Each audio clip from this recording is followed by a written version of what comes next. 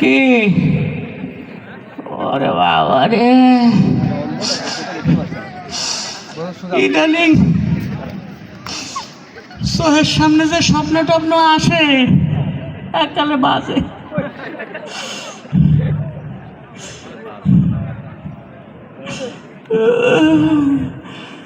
এমনি অসুস্থ, সব শেষ।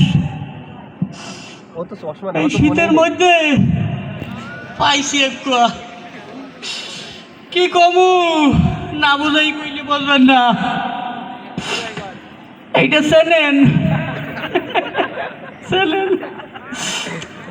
1952 সাল ভাষা আন্দোলনের সময় দৌড়াদৌড়ি হইলে কেটা জানি সিটে গিয়ে হালাই থুয়ে গেছে, মুই ছপক করে উঠে গিয়ে কলে লাইছি। এখনো নতুন আগের না হাল, আর কি করবো।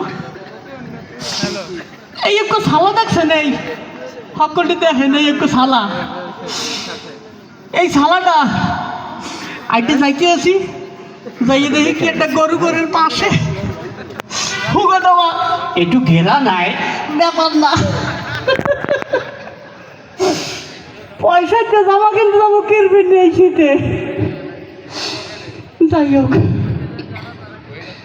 আপনারা বলবেন কিপটামি হবেন না, মুই একটু হপন দেখছি। এই হপনটাতে দেখছি মোর দুটো পোলা আছে।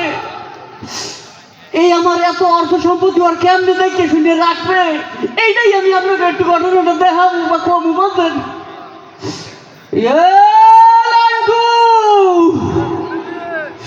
লাঞ্জু রে, ওটা মনে হয় মরার আগে মরছে।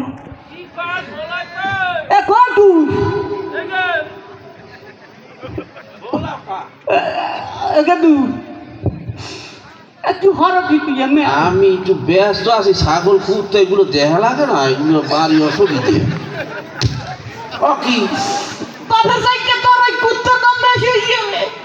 এটা তো আসলে কুত্তার দিক খেয়াল করা উচিত। হ্যাঁ বল। আব্বা একটু ভালো কথা কইস। মুই হপন দেখছি কত রাইতে। কি দেখছি? মুই মরে গেছি। আব্বা মরে গেছে কোন সময়? রাইতে। রাইতে তো কথা কন কেমনি? ও কই গেছে হপন দেখছি। ও হপন, আচ্ছা। এখন এই যে হপন দেখছি, আচ্ছা মোর এই যে অর্থ সম্পত্তি, এই বেঙ্গলের এই ডাইনোসর, হাতি, গোড়া, কুমির, পাতিহিয়াল, ওই যে বিঘা বিঘা জমি, এত সম্পত্তি তুই কেমনে দেখতে রাখবি বাবু? এই যে কোন কথা, আমি এই টেনশনে মরিয়ে যাই। এটা সহজ, ভালো কথা কইস। সহজ। পয়সা খরচ করিস না, কোনো পয়সা খরচ না। প্রথম হইল এতিমখানায় ছাগলগুলো দিয়ে দিব, আমের নামে একশো মিলিয়ন দিতে থাকে। এরপর গরু দিব ওই যে বড় মাদ্রাসায়, এরপর জমি দিব ওই যে খুলনা বিশ্ববিদ্যালয়ে ফুটবল মাঠ দিয়ে দেবো, ছেলেরা খেলবে। খেলবে ওরা সকাল বিকিয়ে। আর কষ্ট খরচ না খরচ ভালোই খরচ গেল। ও কি এরপর কি করবি? এরপর আমের নামে একটা বিশাল ফ্যাকাল্টি দিয়ে দিব, নাম দিয়ে। ও কি ও কি তা দিব টাকা খরচ করবি তুই? তুই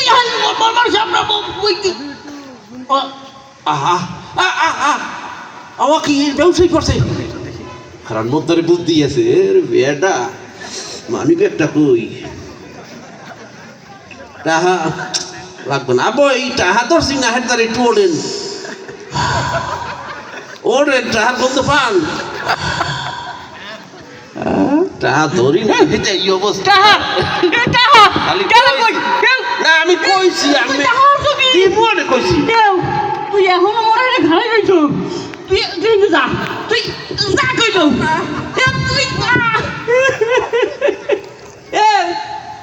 মই মাসে পাতা হেতে হরব কি বেটা, মরে গেল কি হেতে টাহাই দে। তুই কি মোর বলা, এত মোর সন্দেহ হয়, তোর মায়ের কাছে গেল না তুই মোর পোলা কিনা। এত কষ্ট করিয়া করিয়া পয়সা জমাইছি, এক টুকরা কোষ আছে আমার দ্বারে এখনো।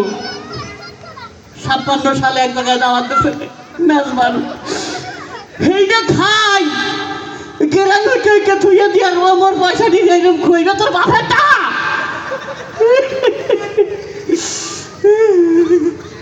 আর বলা আছে ওরা মনে মরা মারা মরা রাখি বাইরে লাগবে ও বল্টু বাবা বল্টু আমার মারার দেখি ওকে কার খেয়াল নেই আব্বা আমারে ডাকছেন আব্বা আমার ডাকছেন আপনি তুই আমার লিখি কি হয়েছে আপনার মাথার উপরে একটা মাসা পড়ছিল মনে হচ্ছে যেন মাসাটা বাইতে দিয়ে আব্বা সাব্বাস দেখছো এ বাবার বেটা সাব্বাস আবু একটু ভালো কথা কইও তুই কাইলে তো হপন দেখছি তুই মরে গেছি তুই আসিলি কম এতক্ষণ আব্বা আমি একটু পিছনে গুলি খেলাইতে গেছিলাম কি গুলি গুলি আরে পয়সা পাইছো কই আরে আরে আব্বা শোনো কি আমি পিছনে যে গুলি খেলাইছি 2 টাকা নিছি হ্যাঁ 4 টাকা জিতছি আমার পোলা এইটা কামাইবে এখন বাবা আমি সুস্থ হয়ে গেছি দেখছেন পোলা কারে কয় তুই তো হয়তো মার্বেল খেলাইয়া পাইঠা যাচ্ছ 4 টাকা জিতছি পাইঠা যাচ্ছ সাব্বাস কিন্তু আব্বু হ্যাঁ একটা কথা মনে রাখবা হ্যাঁ ওই মার্বেল খেলাইতে যাইয়া মার্বেল পরে মারিয়া কিন্তু মার্বেলটা ফাটাইয়া লাই ওটা না ফাটাবো না তুমি তো কোনো চিন্তা করবা না কথা শুনো ভালো হ্যাঁ তুমি কাইলে তো জুয়া খেলাবা লাগি টাহা আমি দেবো আর তুমি জিততে জিততে টাহা আনবা আব্বা আমি ঘোড়ার দৌড়ে বাজি লাগাই হয় লাগাও টাকা আইবে অ্যাকশন টাকা টাকা টাকা টাকা বেটা এনে যে আমি মরে গেলে হ্যাঁ। এত অর্থ সম্পত্তি টাকা পয়সা ব্যাংক ব্যালেন্স এ তুই কেমনে টিকে রাখবি বাবা আপনারা আমার বাপরে একটু বুঝাইতে পারেন ভাই আরে আব্বা তুমি তুমি মইরে গেলে কি আর না মইরে গেলে কি তুমি যদি মইরেই যাও তাই তাইলে হ্যাঁ। তোমার যত সয় সম্পত্তি আসবাবপত্র হ্যাঁ। হাতি ঘোড়া শিয়াল ডাইনোসর এইগুলা হ্যাঁ। সব এক জায়গায় করবো হ্যাঁ এক জায়গায় করে বড় একটা গর্ত খুঁজবো হ্যাঁ।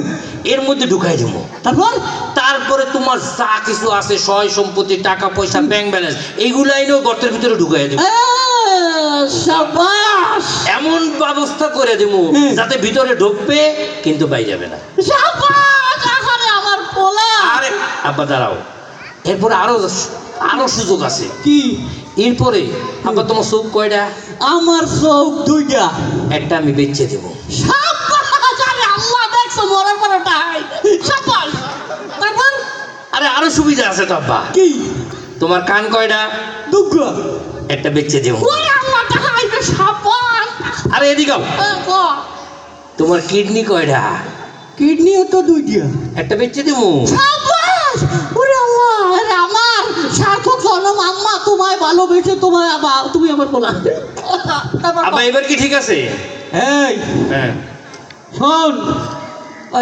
জোড়া জোড়া সব কিছু বেচে দিবি ঠিক আছে কিন্তু খবরদার সিঙ্গেল যেটা আছে ওটার দিকে তাকাবি না আরে আরে আব্বা আমি তোমার নাক কাটতে যাবো কে তোমার নাক কাটলে তো তুমি টাকার ঘেরান নিতে পারবা না তুমি চিন্তা করো না বা আমি হ্যাঁ কিন্তু কথা হইলে আমি মরে গেলে তুই কি করবি আরে দেখেন আমি তো কইলাম তুমি মইরা গেলে হ্যাঁ। হ্যাঁ তোমার এই জোড়া জোড়া যেগুলো আছে একটা একটা বেচা সেই টাকা ওই মাইকের ভিতরে ঢুকাই দেবো সাবাস হ্যাঁ। আর কি করবি আর কি করব তোমারে নিয়ে হ্যাঁ আমি হ্যাঁ পিছনে হ্যাঁ কসাইখানায় চলে যাব সাবাস তারপর আবার গরুর গোস্তের কেজি কত আরে গরুর গোস্ত খাওয়াবি আপু না তাই গরুর গোস্তের কেজি কত কত 700 টাকা খাসির গোস্তের কেজি কত 900 টাকা তাইলে তোমারে গরু অথবা খাসি করে বিক্রি করে দিব